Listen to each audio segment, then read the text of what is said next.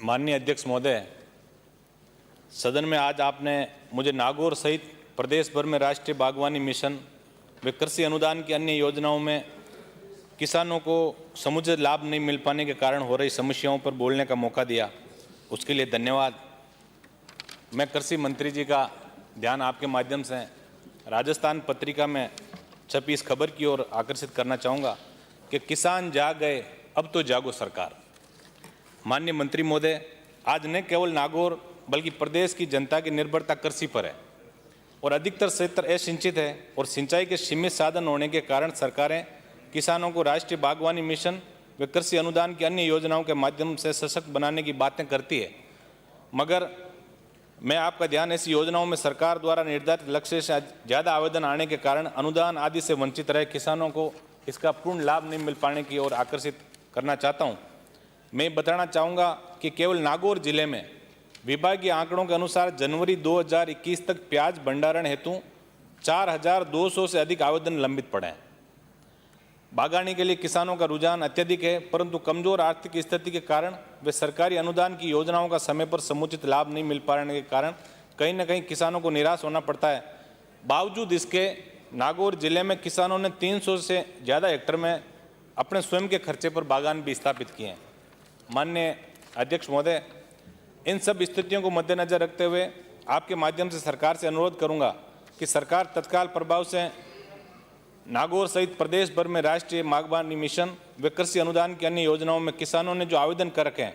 उनमें से अनुदान के लाभ से वंचित किसानों को लाभ दिलवाने के लिए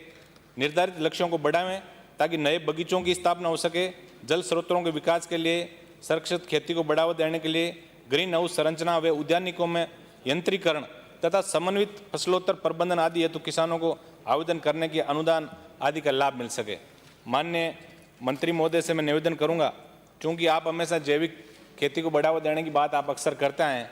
तो आप जनवरी 2019 से जनवरी 2021 तक वर्मी कंपोस्ट की सिर्फ 793 जो यूनिट हैं उनको आपने अनुदान दिया। उसके अलावा जल संग्रहण ढांचों का निर्माण आज की सबसे बड़ी आवश्यकता है। मैं आपसे निवेदन करूंगा कि कच्चे जो जल हो, जो डिग्गी जो बागवानी पे बोले जो लिख के दिया नहीं है, ये बागवानी के ही है। मैं माननीय मंत्री जी से ये निवेदन करूंगा कि जो कच्ची डिग्गी का आप निर्माण जो कर रहे हैं, इसके अंदर जो 63,000 रुपये का अनुदान कर रहे हैं, इसके अंदर जो 63,000 रुपये का अनुदान जो किसानों को मिल रहा है और जल हौज पे 1 लाख का, उसको बढ़ा के 1 लाख और 1.5 लाख रुपए किया जाए। और आपने मुझे इसके लिए बोलने का मौका दिया, उसके लिए धन्यवाद। 295 श्री कन्हैयालाल। अध्यक्ष महोदय, राजस्थान विधानसभा की प्रक्रिया तथा कार्य संचालन के नियम 295 के तहत विधानसभा क्षेत्र मालपुरा के कस्बा मालपुरा में जमीनी जिहाद के भयभीत हिंदू व जैन समुदाय के परिवारों के पलायन की स्थिति के संबंध में बोलने का मौका दिया, इसके लिए बहुत बहुत धन्यवाद। महोदय, प्रक्रिया के नियम 295 के तहत मैं राज्य सरकार का ध्यान आकर्षित करना चाहता हूं कि महोदय, मेरे विधानसभा क्षेत्र के उपखंड मालपुरा का कस्बा मालपुरा एक अति संवेदनशील कस्बा है। यहाँ वर्ष 1950 से लगातार सांप्रदायिक घटनाएं होती रही है, जिन्होंने विकराल दंगों का रूप ले लिया, जिसमें अब तक लगभग 100 से अधिक लोगों की जानें जा चुकी है,